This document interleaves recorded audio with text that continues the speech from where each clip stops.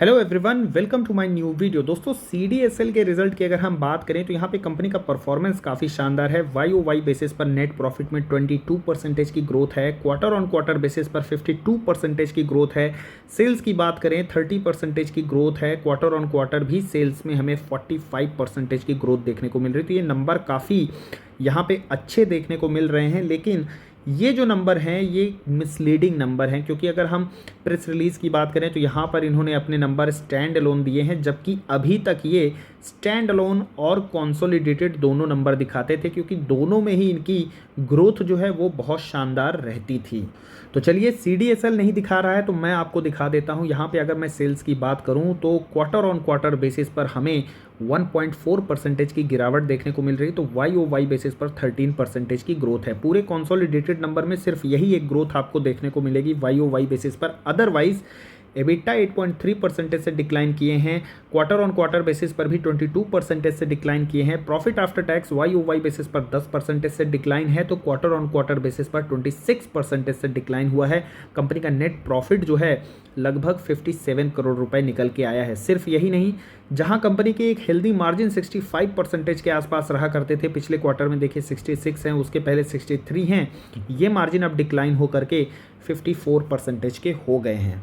तो बात करें बियर कार्टेल की, तो उनको बहुत सॉलिड रीज़न मिल गया है यहाँ पे इसको शॉर्ट करने का, और डेफिनेटली कल के डेट में यहाँ पे इस स्टॉक में एक भारी गिरावट होने वाली है।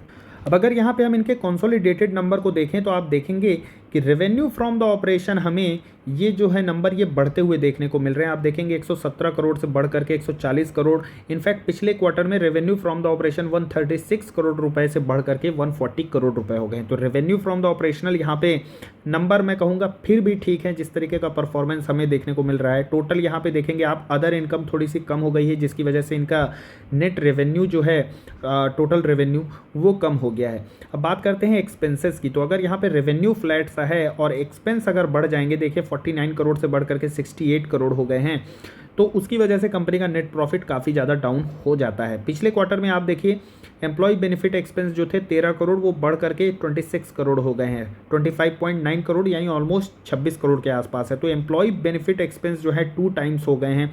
रेवेन्यू आपके फ्लैट हैं, तो डेफिनेटली वहाँ पे आपको गिरावट देखने को मिल सकती है उनके पैट में।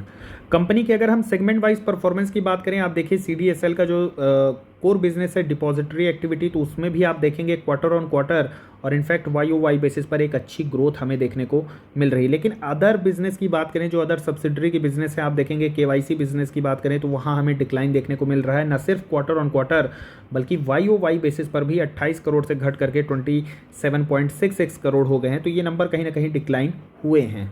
अब अगर डिटेल में देखें कि आखिर ये अदर इनकम कम क्यों हुई है, यहाँ पे एम्प्लॉय बेनिफिट क्यों बढ़े हैं, तो वो यहाँ पे CDSL ने नोट नंबर 5 और 6 में क्लियरली बता दिया है।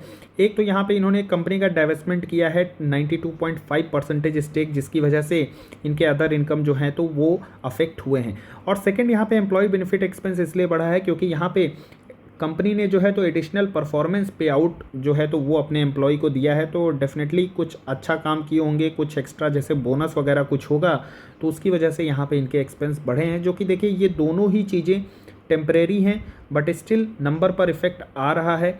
सेल्स पे भी इफेक्ट आया है, तो वो कहीं ना कहीं मार्केट उसको ज़रूर नेगेटिव में रिएक्ट करेगा। अब देखिए यहाँ पे नोट करने वाली क्या बात है, कंपनी के यहाँ पे अगर हम सेल्स देखें 103 करोड़ से बढ़ के 111 करोड़, फिर बढ़ के 129 करोड़, फिर बढ़ के 165 करोड़। लेकिन यहाँ से अगर आप देखेंगे तो 165 से घट के 163 करोड़, फिर घट के 151 करोड़, और अभी 151 करोड़ से भी घट करके 148 करोड़। तो यहाँ पे कंपनी के जो सेल्स हैं एक क्वार्टर में नहीं, 2 क्वार्टर में नहीं, लगातार ये तीसरा क्वार्टर है जब कंपनी के सेल्स डिक्लाइन हो रहे हैं। नेट इनकम की बात करें तो आप देखेंगे 53, 51, 63, 85 अच्छी ग्रोथ है यहाँ पे, ठीक है। उसके बाद अगर आप देखेंगे तो 83 हो गए, 77 हो गए, और अब जाकर के यहाँ पे 57 करोड़ का नेट प्रॉफिट निकल के आया है। तो यहाँ पे कंपनी के रेवेन्यू के साथ साथ प्रॉफिट भी डिक्लाइन हो रहा है।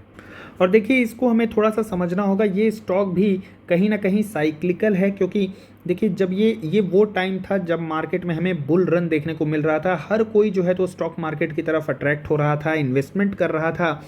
बहुत ज़्यादा स्पीड से हमें उस समय पर डीमैट अकाउंट खोलते हुए देखने को मिल रहे थे। तो यही वो रीज़न है जिसकी वजह से हमें काफ़ी ज़्यादा यहाँ पे इनके सेल्स और इनका जो प्रॉफिट है वो बढ़ता हुआ देखने को मिला। लेकिन अभी की अगर हम बात करें, आप देखेंगे अक्टूबर के बाद से स्टॉक मार्केट ने बिल्कुल भी जो है, तो हालांकि अभी कुछ दिनों में रैली देखने को मिली है, बट वहाँ से अगर आप देखेंगे तो रिटर्न नेगेटिव में ही थे। लगातार 5 महीने, 6 महीने, 7 महीने, 8 महीने यहाँ पे स्टॉक मार्केट ने एकदम बियर फेस दिखाया है लोगों को, जिसकी वजह से यहाँ पे डीमैट अकाउंट जो खुलने थे, जिस स्पीड से खुल रहे थे वो स्पीड भी हमें कम होती हुई देखने को मिली है। आईपीओ में जहाँ मतलब गधे घोड़े हर जो थे तो वो बहुत स्पीड से बहुत अच्छे रिटर्न दे रहे थे, लेकिन अब देखिए अच्छे अच्छे आईपीओ भी हमें पिटते हुए देखने को मिल रहे हैं। तो ये एक रीज़न है जिसकी वजह से अब यहाँ पे वही लोग रुक पा रहे हैं जो जिनमें वाकई में पेशेंस है, या जो वाकई में यहाँ पे बिजनेस के कन्विक्शन पर बिलीव करते हैं। और जैसे ही देखिए एक बार फिर कभी बुल रन यहाँ पे आपको देखने को मिलेगा, फिर यहाँ पे ऐसे ही स्टॉक जो हैं तेज़ी से आपको भागते हुए देखने को मिलेंगे। लेकिन इन लॉन्ग रन अगर बात किया जाए तो आप देखिए, मैं बात करता हूँ यहाँ पे FY 2017 की। यहाँ पे कंपनी का टोटल रेवेन्यू कितना था, 186 करोड़ रुपए पूरे साल में यहाँ पे रेवेन्यू था। आप यहाँ पे देखिए इनके रेवेन्यू जो हैं लगभग जो जितना पूरे साल में आते थे ऑलमोस्ट ये टच करने को वहाँ पे ऑलमोस्ट ये टच करने ही वाले हैं उस रेवेन्यू को एक क्वार्टर में। आप यहाँ पे पूरे साल का प्रॉफिट देखिए 85 करोड़ रुपीज़, और यहाँ पे अब आप देखिए एक क्वार्टर के इनके प्रॉफिट, तो ये इनके एक क्वार्टर में लगभग एक साल जितना प्रॉफिट आ रहा है। और ये डिफरेंस कितना है, महज यहाँ पे सिर्फ मैं कहूँगा कि अभी FY 23-20 मतलब 5 से 6 सालों में आप देख सकते हैं कंपनी के जो रेवेन्यू हैं वो, मुझे लगता है अगर आप पूरे साल का यहाँ पे देखेंगे कितने टाइम्स हो गए, 5 टाइम्स हो गए। यहाँ पे भी अगर आप देखेंगे कितने टाइम्स हो गए इन 4 सालों में, तो ऑलमोस्ट यहाँ पे डबल कर दिए हैं। तो ये ग्रोथ जो है लॉन्ग रन में आपको इस स्टॉक में ज़रूर देखने को मिलेगी, क्योंकि अभी नियर शॉर्ट टर्म की अगर मैं बात करूं तो डेफिनेटली परफॉर्मेंस ख़राब है, और ये स्टॉक ऑलरेडी इतना भाग चुका है कि आपको शॉर्ट टर्म में अगर इसने अच्छी ग्रोथ नहीं दिखाई तो ज़रूर ये आपको पेन देने वाला है। अगर बात करें यहाँ पे स्टॉक के लॉन्ग रन में परफॉर्मेंस की, तो देखिए इसने 1-2 साल में कहीं कुछ रिटर्न नहीं दिया, लेकिन सडन ही आपको इसमें इसके रेवेन्यू में, इसके सेल्स में ग्रोथ देखने को मिली, और इस स्टॉक ने बेहतरीन परफॉर्म किया है। अभी बात करें यहाँ से तो करंट मार्केट प्राइस से मुझे लगता है कि शायद बहुत जल्द आपको इसमें 1000 के लेवल देखने को मिल सकते हैं। जिस तरीके से कंपनी ने परफॉर्म किया है, कंपनी के मार्जिन डाउन हुए हैं, और उसके बाद भी मुझे लगता है यहाँ पे फॉलिंग नाइफ को कैच करने की गलती बिल्कुल नहीं करना चाहिए। आप ये नहीं कि यहाँ पे 100 में भी इसको बाई कर लें, आप गिरने दीजिए। हो सकता है ये माफ़ कीजिएगा 1000 में बाई करें, मुझे लगता है ये शायद 1000 के भी नीचे जाएगा, तो इसको आराम से जाने दीजिए। कहीं गिर करके ये सेटल होगा, अपना एक बेस बनाएगा, हो सकता है ये 960 पर बनाए, हो सकता है ये 900 पे बनाए। तो आपको इन लेवल्स का वेट करना है। आई थिंक 900 के आसपास अगर ये स्टॉक आता है तो वहाँ से आप इसमें SIP जो है तो लॉन्ग टर्म पर्पस पे कर सकते हैं। बाकी ये स्टॉक एक बार देखना होगा बेस कहाँ बनाता है, 800 के आसपास या 900 के आसपास किधर पे ये जाता है, तो उस हिसाब से हमारी जो स्ट्रेटजी होगी इस स्टॉक में यही रहेगी। बाकी दोस्तों, आपको कंपनी के नंबर कैसे लगे कमेंट सेक्शन में ज़रूर कमेंट करके बताएं, और कंटेंट कैसा लगा, अच्छा लगा हो तो वीडियो को एक लाइक कीजिए, and do not forget to subscribe our channel. Thanks for watching the video.